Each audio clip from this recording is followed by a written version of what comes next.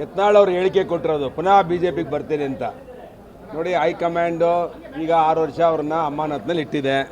ಪುನಃ ಬರ್ತೀನಿ ಅಂತ ಹೇಳ್ತಿದ್ದಾರೆ. ನಾವು ಸ್ವಾಗತ ಮಾಡ್ತೇವೆ. ಹೈಕಮಾಂಡು ಇವ್ರನ್ನ ಸಸ್ಪೆನ್ಷನ್ ರಿವೋಕ್ ಮಾಡಿ ವಾಪಸ್ ಬಂದರೆ ನಾವ್ಯಾರು ವಿರೋಧ ಮಾಡೋಕ್ಕೆ? ಅಲ್ಲ, ನಾನು ಯಾರನ್ನೂ ಬೇಡ್ಕೊಳಲ್ಲ.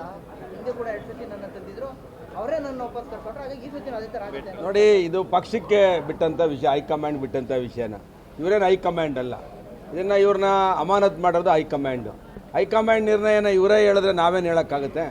ಹೈಕಮಾಂಡ್ ಹೇಳಿದೆ ವಾಪಸ್ ತಗೊಳ್ತೀನಿ, ಇವ್ರಿಗೆ ಪೋಸ್ಟ್ ಕೊಡ್ತೀನಿ ಅಂತ. ಇವರೇ ಸ್ವಯಂ ಘೋಷಿತವಾಗಿ ಹೇಳಿಕೆಗಳನ್ನ ಕೊಡ್ತಿದ್ದಾರೆ. ಯಡಿಯೂರಪ್ಪನ ತೆಗೆದು ಬರ್ತಿದ್ದಾನೆ. ಮತ್ತೆ ನೋಡಿ, ಇದು ಯಡಿಯೂರಪ್ಪನವ್ರು ತೆಗಿತಾರೋ, ವಿಜಯೇಂದ್ರನ್ ತೆಗಿತಾರೋ, ಇಲ್ಲ ನಡ್ಡಾ ಅವ್ರನ್ನೇ ತೆಗಿತೀನಿ ಅಂತ ಹೇಳ್ತಾರೆ ಅವರು. ಅವ್ರ ಹೈಕಮಾಂಡ್ನೇ ಪ್ರಶ್ನೆ ಮಾಡೋವಂಥವ್ರು. ನಾವು ಅವ್ರ ಬಗ್ಗೆ ಮಾತಾಡೋಕ್ಕಾಗುತ್ತಾ? ಪಕ್ಷದ ನಿರ್ಧಾರಕ್ಕೆ ನಾವು ಬದ್ಧರಷ್ಟೇ. ನಾವು ಹೇಳೋದು, ಒಂದು ರಾಜಕೀಯ ಪಕ್ಷದಲ್ಲಿ ಯಾವ ರೀತಿ ಇರಬೇಕೋ 4 ಗೋಡೆಯಲ್ಲಿ ಮಾತಾಡಿದ್ರೆ, ಆದಿ ಬೀದಿಯಲ್ಲಿ ಮಾತಾಡಿದ್ರೆ ಈ ಪರಿಸ್ಥಿತಿ ಬರುತ್ತೆ. ನಾವೇನು ಯತ್ನಾಳ್ ವಿರೋಧಿಗಳಲ್ಲ. ಆದರೆ ಅವ್ರು ಮಾತಾಡ್ತಿದ್ದ ರೀತಿ ಪಕ್ಷಕ್ಕೆ ಮುಜುಗರ ಆಗ್ತಿದ್ದ ರೀತಿ ನೋಡಿ ನಾವು ವಿರೋಧ ಮಾಡ್ತಿದ್ವಿ ಬರ್ತು. ಯತ್ನಾಳ್ ಜೊತೆ ಗುರುತಿಸ್ಕೊಂಡವರೆಲ್ಲ ಸಭೆ ಮಾಡಿ ಮತ್ತೆ ಹೈಕಮಾಂಡ್ ಮನವಿ ಮಾಡ್ತಾರೆ ಅನ್ನೋ ಪ್ರಯತ್ನ ನಡೀತಾ ಇದೆ. ಪಕ್ಷಕ್ಕೆ ಬಿಟ್ಟಂಥ ವಿಷಯ. ಪಕ್ಷ ಏನು ನಿರ್ಧಾರ ತಗೊಂಡ್ರು ಅದನ್ನ ಭದ್ರಾಗಿರ್ತೇವೆ. ಯಾರಂತ್ಯ ಯಾರ್ದಾಗುತ್ತೆ ಕಾದ್ ನೋಡೋಣ. ಇವ್ರು ಹೇಳಿದ ತಕ್ಷಣ ಏನೇನು ಭವಿಷ್ಯವಾಣಿ ಇವರ ಪವಾಡ ಪುರುಷರ ಇವರು?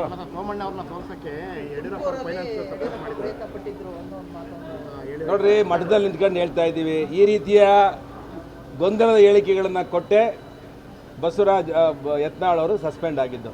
ಇವೆಲ್ಲ ಬಿಟ್ಟು ಒಳ್ಳೇದು ಮಾತಾಡು ಅಂತೇಳಿ, ಏನೋ ತಪ್ಪಾಯಿತು ಕ್ಷಮಿಸ್ಬಿಡಿ, ಪಾರ್ಟಿಗೆ ಬರ್ತೀವಿ, ಮುಂದೆ 2028ಕ್ಕೆ ಅಧಿಕಾರ ತರೋಣ ಅಂತ ಹೇಳೋದು ಗೌರವ ಇರುತ್ತೆ. ಅದು ಬಿಟ್ಟು ನಾನು ಯಡಿಯೂರಪ್ಪನ ತೆಗಿತೀನಿ, ನಾನು ವಿಜಯೇಂದ್ರನ್ ತೆಗಿತೀನಿ, ನಾನು ಅವ್ರನ್ನ ತೆಗಿತೀನಿ, ಇವ್ರನ್ನ ತೆಗಿತೀನಿ, ಯಾರನ್ನ ತೆಗಿಬೇಕು? ಭಗವಂತ ತೆಗಿಬೇಕು. ಇವರೊಂದು ಪಕ್ಷದ ಒಬ್ಬ ಹಿರಿಯ ನಾಯಕ. ಹಿರಿಯ ನಾಯಕರಾಗಿ ಹೇಳಿಕೆಗಳು ಕೊಟ್ಟರೆ ಇಡೀ ಕರ್ನಾಟಕ ರಾಜ್ಯದ ಕಾರ್ಯಕರ್ತರು ಸ್ವಾಗತ ಮಾಡ್ತಾರೆ. ಇವರು ಮನಸ್ಸಿಗೆ ಬಂದಾಗ ಹೇಳಿಕೆ ಕೊಟ್ಟರೆ ಅದು ನಗಬೇಕೋ ಅಳಬೇಕೋ ನನಗಂತೂ ಗೊತ್ತಾಗಿಲ್ಲ.